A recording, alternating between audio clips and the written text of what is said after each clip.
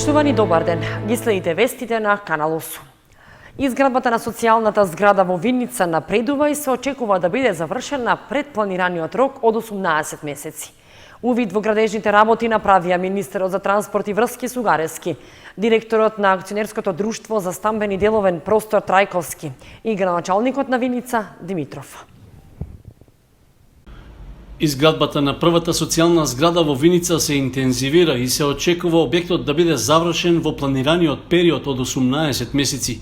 Увид во градежните работи направија министерот за транспорт и врски Горан Сугарески, директорот на акционерското друштво за стопанисување со стамбен и деловен простор Кристијан Трајковски и градоначалникот на Винница Ивица Димитров. При тоа констатираа дека според сегашната динамика на градба, социјалната зграда може да биде ставена во функција и пред предвидениот рок. Станува збор за 36 социјални стана од 500 стана кои што се работат во моментот, бидејќи покрај општина Винница се работи во Пробиштип, се работи во Неготино, се работи во Свети Николе, се работи во Бутел. Така да мислам дека согласно таа динамика која што има јавното претпријатие за стамбен простор, ќе овозможиме да има одредени семејства, сиромашни семејства, кров на својата глава.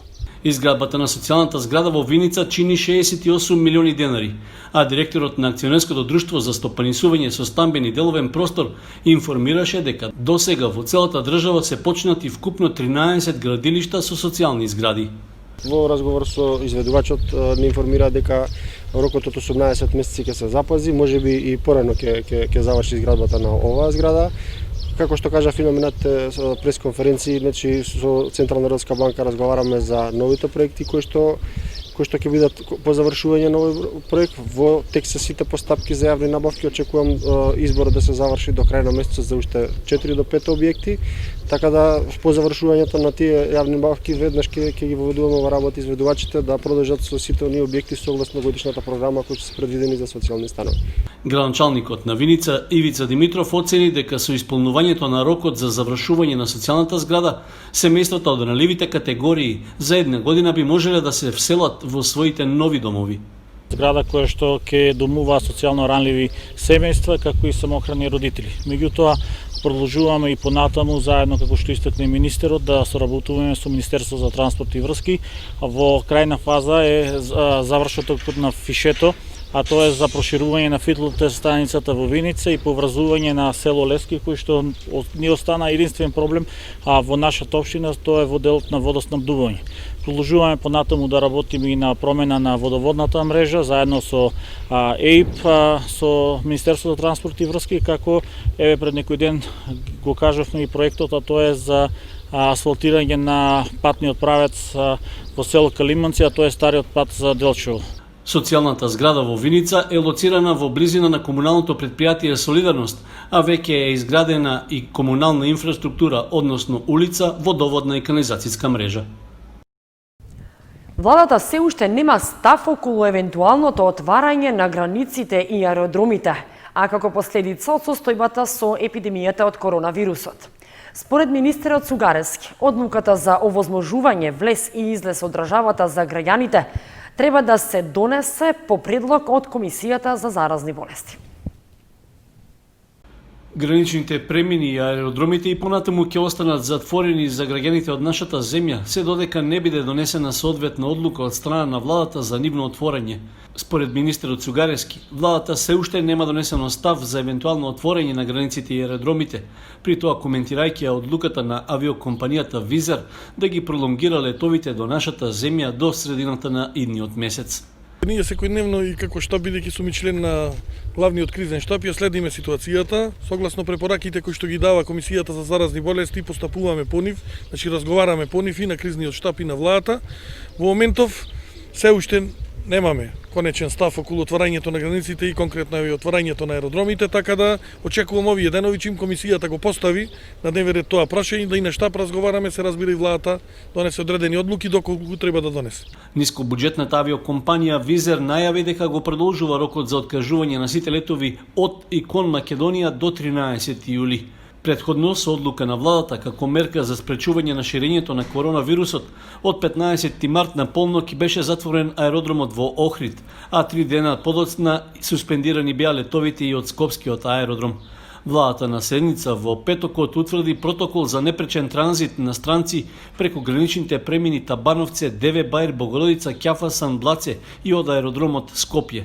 Но според официјални информации, границата кон Грција и понатаму е затворена од грчка страна, така што и странските туристи не можат да влезат во соседната земја. По дислокација на хаварисаните возила кои им пречеа на станарите во зградата на Бетон, КЈП Водовод го исчисти просторот пред зградата. Станарите упатија уште еднаш голема благодарност за отстранување на возилата и за чистењето на просторот, како и на брзата реакција на градоначалникот Илиев за решавање на проблемот кој се провлекуваше со години. Заврши активноста на дислоцирање на хаварисаните возила позади зградата на Бетон, зашто минатата недела реагираа станарите.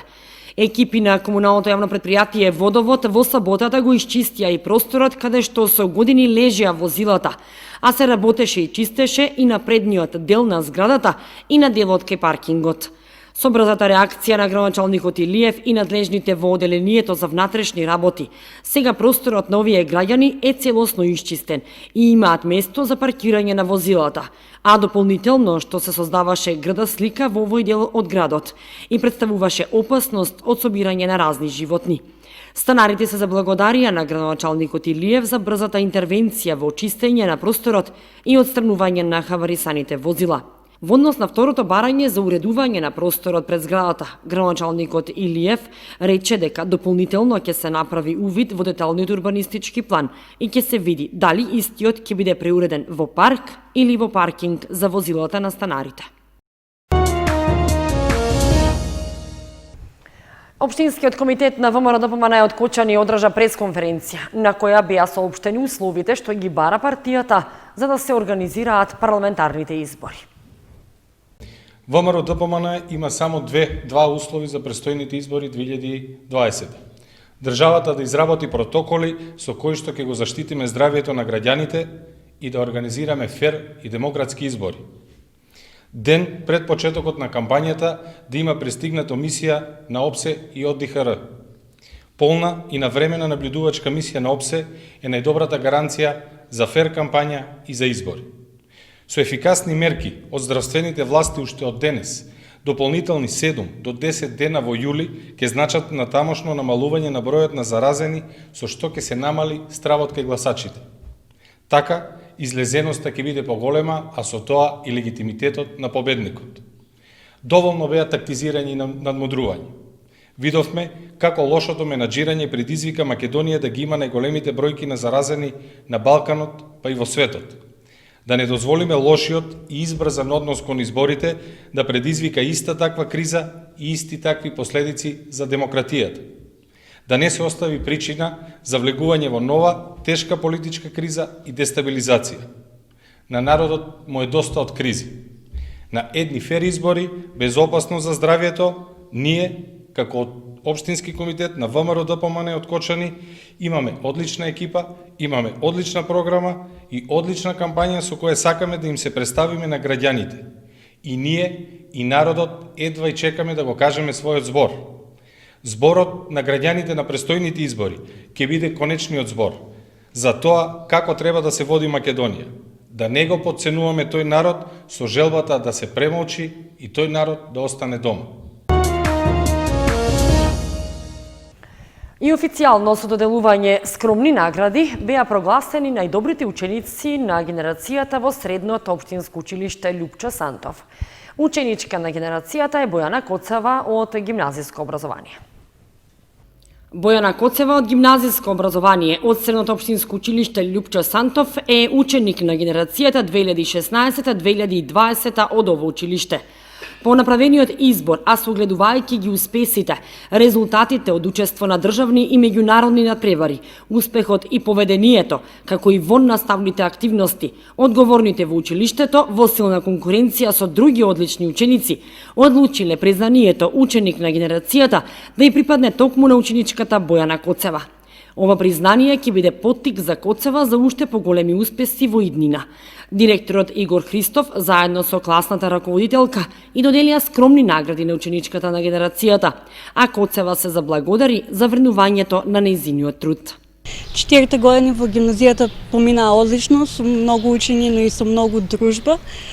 Сакам да и се заблагодарам на сите професори, целиот наставнички кадар и директорот кои што го вреднуваа мојот труд и ми ја врачија оваа награда. Од гимназијата секогаш излегувале одлични кадри, па се надевам и за нашата генерација ќе биде истото и планирам да продолжам на медицина и сум многу горда на оваа награда. Во силна конкуренција и многу блиску до признанието ученик на генерацијата беа и другите две ученички, Мартина Ѓоргиева и Стефани Бошкова, кои беа наградени со второ и трето место. Мене многу ми е мило што влегов во конкуренција со најдобриот ученик на генерацијата, меѓутоа имаме 160 ученика, да сум второ место е голема чест за мене. Мислам да продолжам исто економски факултет овде во Македонија во Скопје, па за понатаму ќе видиме. 4 години помина прекрасно, многу лесно, со малку повеќе учење, меѓутоа многу забавно и лесно. Го освоив третото место како првите 3 ученици на генерацијата. Си поминав прекрасно овие 4 години во нашето училиште, завршив како економски техничар, исто така продолжувам економски факултет во Скопје. Гимназијата Лјупчо Сантов секоја година го избира најдобриот ученик на генерацијата. Во ова училиште секогаш имало и се уште има солидни ученици со кои се гордее градот Кочани, бидејќи излегуваат успешни граѓани на општината. Прво место за пчеларот Ване Кировски од Кочани и за регионалното здружение Меден Исток, чиј председател е тој, на надпреварот Зелени бизнис идеи, што годинава се организираше онлайн. Пчеларите од Брегалничкиот регион се представија со темата еколошки пристап во пчеларењето и го освоија првото место. Најдобрите тројца од државата одат на Балкански надпревар. Годинава меѓу победниците на организацијата Арно за најдобрите национални зелени бизнис идеи е регионалното здружение Јадра на група пчелари од Брегалничкиот регион Меден Исток. Пчеларот Ванчо Кировски од Кочани е председател на ова здружение и вели дека е неопходно сите пчелари да применуваат еколошки пристап во пчеларењето. Прво и најважно, вели Кировски за Канал 8, е да не ги трујат пчелите со хемиски средства кои завршуваат во пчелните производи. Имаше презентација на зелената идеја на Zoom. Ние учествувавме на таа презентација и ја убедивме комисијата со нашата зелена идеја, а темата е пријатели на пчелите, со која всушност ние имаме друг однос во практицирањето и технологијата на справување со пчелните болести, посебно со варовата, односно имаме алтернативен пристап во борбата со варовата. Тоа не е ништо невообичаено, туку само треба да знае технологијата на варовата, на крвежот и технологијата на развојот на пчелното семејство и во одреден момент, во право време се прави третманот и нема проблем. Значи, употребуваме, тоа се два третмана, односно имаме два метода, едниот е со употреба на кафес, едниот е со отстранување на легло. Со тие два методи ние возможуваме да не употребуваме недозволени средства во борбата со варовата. Тоа е главниот момент. Второто е дека односот према пчелите мора да биде пријателски. Мораме да, ако некој ги уништува пчелите, тоа го уништува и човештвото. Ние сакаме да бидеме допринос да дадеме во таа борба и да кажеме стоп на уништување на пчелите. Зависи од пчелите и обстанокот на човештвото. Тоа е нашиот мал допринос за целата таа работа. Нас комисијата не препозна со тоа и затоа одиме сега на регионално ниво, каде ќе се бориме на балканско ниво. Тоа значи дека држави како Грција, Македонија, Албанија, Србија, Босна и Херцеговина, Црна Гора ќе учествуваат на надпревар за зелени идеи од секоја држава со својата зелена идеја. Ние од Македонија одиме тројца победници, едни од нив сме и ние.